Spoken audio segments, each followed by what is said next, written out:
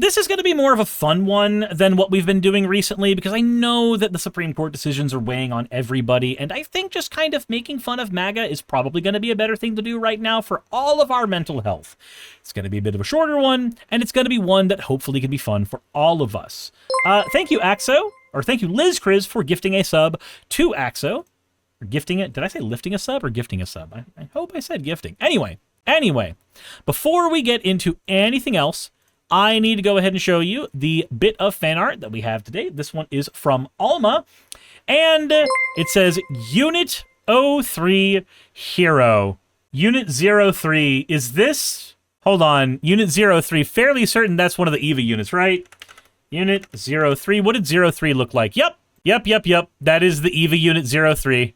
Or at least I guess it's EVA Unit 03, because there's a orange version of 03. No, EVA Unit 00 is orange. EVA Unit 03 is black. So I don't know if it's from EVA, but it definitely looks cool. So, Alma, thank you very much for the fan art submission, and maybe in the comment section clarify which one it is, because when I see Unit 0 something, I immediately think Evangelion. Samus, there's a lot more revealed there than there would be for Samus, but as always, thank you for your fan art submission. If you want your fan art to be shown in the future videos, please drop it into the fan art section of the Discord. That said, let's go ahead and take a look at this. This is from Democratic Activists, and it's from a No Kings rally. So diversity here today. Let's see here. Seems like there's a lack of diversity here today. That it's mostly people who look like you and I, and I just It is not for black people, for people of color to get out on the street. They're at risk when they do that. If anybody's going to get arrested here, it's going to be a black person. Oh, so okay. This is a conversation I've had with a handful of people in activist circles, and it's a fairly decently understood idea that the more marginalized your minority group, the more at risk you are when you are exposing yourself.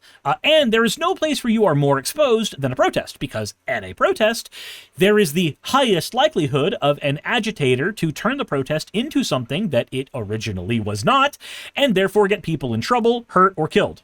So, what's being communicated here is the very simple idea that if you are part of those minority groups, then maybe it's an idea for allies to be taking more of the flagpole when out in a direct protest, maybe not being the ones talking to politicians, but certainly being the ones who are a little more in the firing squad, against the firing squad. There's more of us, generally speaking, and there is less of a likelihood that that firing squad will actually be used on us. This is one of the reasons why I've actually fought super hard against the idea that the only people that can talk on trans issues are trans people, that the only people who can talk on women's issues are women. I push back against that as much as I do because I recognize the utility in allyship. As somebody who's a cishet white guy who has gone to protests and filmed them, I generally feel safe. Y'all have seen me in a protest go up to a police officer, talk to them directly, and tell them ask them if I can do something that would be considered dangerous, and I am generally given the fucking okay because I look like a trustworthy white guy. Number 53. And it saves my ass, I'm fairly certain, in things that could otherwise be altercations. If you want to see the episode where that happened, look at the video of the No Kings protest where I went and talked to the one lone Trump supporter who was counter-protesting the No Kings protest. I got permission from the police to go across the line and talk with them, and I think that particular conversation is a very illuminating one. So, Axo says, telling people they can't say something pisses me off. Anselin says, as an old fat white chick, I probably wouldn't end up sucking asphalt at a protest. Yeah, like, is the thing. There's a time and place. Maybe I'm not the person to advocate for people's rights in the court of law. Maybe I'm not the person to advocate for people's rights when I'm sitting in front of a politician, because I don't know everything that's needed. I can only communicate what I'm told. But when it comes to being on front line, being visible, being the person who can get death threat emails, people trying to dox me, shit like that, like I can do that. I'm a relatively safe person for that. Anyway, let's continue. It is not safe for them, and they don't need to participate. We need to walk in their name. Gotcha. Okay. Wow. Okay.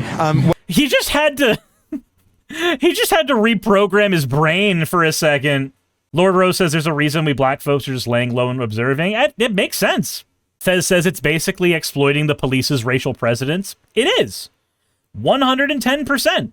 110%. You recognize that as somebody who's not part of a minority, you are less likely to be hurt, and therefore you are more likely to be safe. And if you are more likely to be safe at any of these events, then maybe you should be the one at those events. If you've got the time, if you've got the wherewithal. Obviously, we all have our limitations. We can't all be at every protest. We can't all be at every demonstration, but we can be at some. I've not been able to be at too many of them recently, but I've certainly been to my fair share of them. What do you think about voter ID? Do you think it's racist? It's 100% a tactic to control the population and prevent people from voting, so that the only votes so that the gerrymandering can work, so that white voters can vote in white Christian males. Have you been voting blue? Okay, so it got cut. I don't know if she explains the why. But the reason why the voter ID thing is a problem is because we already have to show our IDs generally in order to vote. We already have to do that. When you add this concept of voter ID on top of it, if you have a second thing that needs to be there, or you have a guaranteed, like, hey, I absolutely need you to have this identification, you run the risk of people who need to be able to vote being unable to. Let's say that you're a homeless person, and you do not have identification for whatever reason. You lost your wallet. That happens a lot when you don't have places that you can put shit, right? If you want to go vote because you know that your situation will be materially improved when somebody else is in office in your local area, and you are turned away from being able to vote because you do not have access to an ID that you cannot afford because you can't get $25 to get the ID, because when you get $25, the first thing you spend it on is a burger because you haven't eaten in a fucking week. That's the reason why the voter ID is an issue. If you are a human being and we can verify your name, your date of birth, we should have databases for all that shit. We should be able to handle that without you presenting your ID, as evidenced by the fact that I don't have to present my ID when I submit my tax forms. Jassa says, I wish my ID renewal was $25. Shooty Bob says that and supporting documents cost extra bucks. Yeah, imagine also you're in the position where, like, you need your ID, so you need proof. You need proof of residence. You don't fucking have that. Fenix says, a friend of mine said if you require ID, then ID should be free. Exactly. There is an underlying change that needs to happen with our current system before you can force voter ID. Stop says, I'm adding you to my Tamagotchi Life Island. That is fine, but I'm scared of what you're going to do to me. So let's go ahead and take a look here real quick at the Brennan Center for some information on this. Over the past decade, scholars have studied myriad ways in which certain state voting rules make participation disproportionately difficult for Americans of color, including strict voter ID laws, lines faced on Election Day, and other facets of our election system. This analysis catalogs some of the most prominent research findings on the negative impact of voting restrictions on voters of color. Okay, researchers have looked specifically at the turnout individuals in North Carolina without proper identification, and they found that the enactment of the law reduced turnout. The turnout effects continued even after the voter laws were repealed. Okay, so there's another reason. If the data shows that once you enact the laws, you break people's habits of going out and voting, and then even when you get those laws appealed, those habits of going out and participating in democracy have already waned, you reduce voter turnout. See, Republicans know that when fewer people vote, just as a basis, when fewer people vote, they get in office more often. So anything they can do to put a barrier up to voting can put even a fraction of a percentage dent in how many people vote. It does help that people who are from racial minorities are more likely to have financial issues, and therefore they will be disproportionately affected by this, but it does affect everybody, and anybody who finds these barriers will be less likely to go vote again. Voting should be one of the easiest things you could do, and I would argue that it should be mandatory. And I will also fight anybody who argues that it shouldn't be mandatory. I am here for material gains. I am here for material change. And if the numbers suggest that the more people who participate in the system, the better results we get out of the system, then boy howdy, I'm going to go for the idea that makes people participate. Another study shows that voters in Texas who would be barred from voting absent the state's reasonable impediments declaration, a court-ordered remedy allowing voters without proper IDs to participate, are disproportionately Black and Latino. The study argues that its findings indicate that strict identification laws will stop a disproportionately minority, otherwise willing set of registered voters from voting. An article using similar methodology and administrative records found that voters of color in Michigan were more likely to show up to the polls without proper identification. Yet another study used survey data to demonstrate that voters of color in states across the country lacked access to the needed IDs to vote in their state. Researchers found in North Dakota that strict voter ID laws have a disproportionate effect on Native Americans. The law in the state requires having a physical address on identifications, but many residents on tribal lands do not have a physical address and rely on P.O. boxes. In Rhode Island, researchers relied on anonymized administrative records to test whether the state's voter ID laws reduced turnout amongst those without driver's licenses, and they found that turnout declined amongst this group after the law was implemented, and that minority citizens were considerably less likely to even own those licenses. Wow! Axo says, my only concern with mandatory voting is disabled people who physically can't do the voting, but this is a fraction of the people, and the problem isn't the voting itself, is a lack of accommodations to care of disabled folk. Axo, I have an answer for that. Mail-in votes. You get mailed a thing to vote, and you submit your vote. The solution to your problem exists, and Trump has been trying to fight against that solution for years. For years. Shooty Bob says, mail everybody a vote. There you go. Also, it's wild to me that I can submit my tax documents on the internet, but I can't vote on the internet. Axo says, how do you get the mailbox? Remember, these are people who have a P.O. box. So there is an option there. But, Axo, when you're talking about disabled people, you have now lumped disabled and homeless together. You cannot kick the can down. If we accept that mail-in voting is a solution that helps with disabled people, we can then move to the problem of people who lack physical addresses. But they are, while issues that are similar to one another, they are separate issues. We cannot say, oh, well, what about this, what about this, what about this? We have to just accept, okay, cool. One of these works. Now let's move on to the next thing that needs to be solved. As for how to get people without a physical address to be able to vote, this is why you get rid of the voter ID. You don't allow voter ID, so people who do not have those physical addresses can still vote. Now, how do you handle the person who is both disabled and homeless and therefore lacks a physical address? Now suddenly we need to start talking about this cool thing called public infrastructure and the ways in which we lack public transportation. There's a lot of things that need to be stacked one on top of another to make sure this problem gets better, and we have to accept that we will never fully solve the problem. We can, however, accept that it has gotten better. Also, we have the cool thing called exceptions we can do. Like, we can set up an exception for a law. Hey, do you not have a physical address? Then you are able to abstain from voting. Hey, are you disabled and therefore can't make it there? Then you are able to abstain from voting. Like, I'm sorry, but mandatory voting fixes Republicans. To be clear, I was never saying I dislike mandatory voting, and that's entirely fair, Axo. My order of operations is mandatory voting fixes the Republican ability to force and gerrymander and do their shit. It makes it way harder for them to manage that. Then we need to make sure that voter ID laws are not there so that the mandatory voting is more smooth. Then we need to make sure that mail-in voting is always available so that that voting is always available to people who might lack the resources to get there. Midnight Rider, think of the $1.99 in the YouTube chat. But we have to do one at a time. A thing that Hank Green pointed out in one of his videos a couple weeks ago that I really need to hammer home is that every solution that humanity comes up with for a problem generally creates another set of problems. It's like with medication. You can take medication to solve your migraine, and then you might cause liver problems, or you might take medication for your liver problems, and it might cause heart problems. We generally do not get to have a free lunch with any solution that we propose.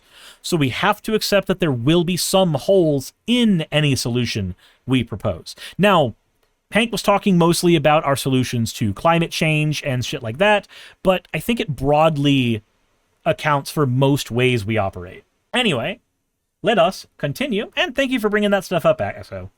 It got us down a tangent that I think needed to be gone down. In another study, a researcher found that strict voter ID laws passed since the Supreme Court upheld the constitutionality of Indiana's voter ID law have had a larger depressive effect on turnout than those passed earlier. While laws passed before 2008 had negligible turnout effects, those that have gone into effect since Crawford v. Marion County have reduced turnout by more than 2.5 percentage points in presidential elections. Jesus! Jim says, I say removing voter ID stuff is more feasible than mandatory voting. Mandatory voting's very feasible. You just make a law happen. Like, Congress passes a law tomorrow, and the president signs it. Voting is now mandatory. Now it's feasible. Now every single problem that mandatory voting creates is no longer hypothetical. It is a thing we are forced to then accommodate for. And then we can start solving those problems of infrastructure. Fennec says, doesn't Australia have mandatory voting?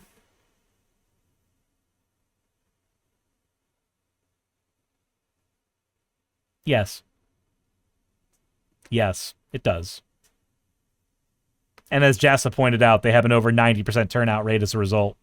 We see results. We should emulate results.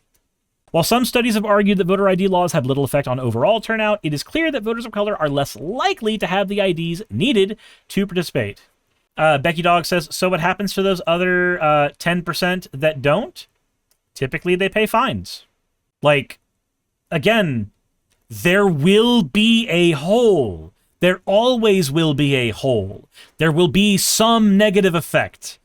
You cannot convince me of the utility of a thing by saying that there is some negative effect, because I am not looking at individual negatives or positives. I am looking at net gains. And if the net gain is increased voter participation, and the net gain of increased voter participation is more progressive people getting in politics, then the likelihood that that 10% is a problem also decreases. All right. Now that we've verified the voter ID stuff for her, let's continue. Also, Alpha Mario, thank you for resubscribing. Every day is Nachi Punching Day for Suris. Most of your life? In males. Have you been voting blue most of your life? I voted blue in the womb. Wonderful. Yeah. If you had to vote for a Republican, JD Vance or Rubio, which one would you pick if you had to? Yeah. I would slit my throat. Ooh, yeah. Good answer. Good fucking answer. If you had to vote for the devil, which would you choose? I'd just die. My guy, you don't understand. I am 80 years old standing out in the heat. I have options. Options that you don't. Xandathar, are you winning? Yes. Dellinger Finger, thank you for resubscribing. Really? Yeah. Yeah, no. 110%. 110%. I'm sorry, but I will always be A-okay with accepting that, yeah, no, if all the options suck and they suck to an equal degree, then no. If the ballot only has Vance and Rubio, I take the bullet. Geez, get that guy some burn ointment, maybe a skin graft. So I'm not familiar with the YouTuber / TikToker who was going over that. I don't know if they're MAGA or not. They might be. I'm unsure. But them's looked like some leading questions. Fennec says, I'm jumping in the river. The language just felt like it to me. Like I said, I'm guessing. I'm guessing. Could be incorrect. Suris and Indiana Jones share a profession, punching certain members of the Spiny Windmill Gang below the belt. Jesus. Anyway, I figured we would end on something fun like that before I have to go do Riftbound stuff so that I can make more content on a trading card game I'm genuinely enjoying. By the way, if you want to hear about that game, go check out my Magic the Gathering channel where I talked about not Magic the Gathering. That said, I am going to go cease speaking and just nerding out with people about League of Legends characters, and I'm going to go write in prose about how cuddleable Ari looks. Hey, you made it to the end. I want to give an extra thanks to the patrons who allow me to do this full time. I want to thank Aaron Rail, Astral, Britzkrieg, Jemshin, Poundini, Red Joker, Victoria, Jonas, Craig, Tarika, Fireshard, Smiling GM, John, Dren Hadamada, Creeper, Sagitta, you know I'm not saying that last part, Sylvie Snow, Valis of Seraph, Ottoman Angel, Rooster Rachel, and Fire Panda, who are all my $20 and up patrons.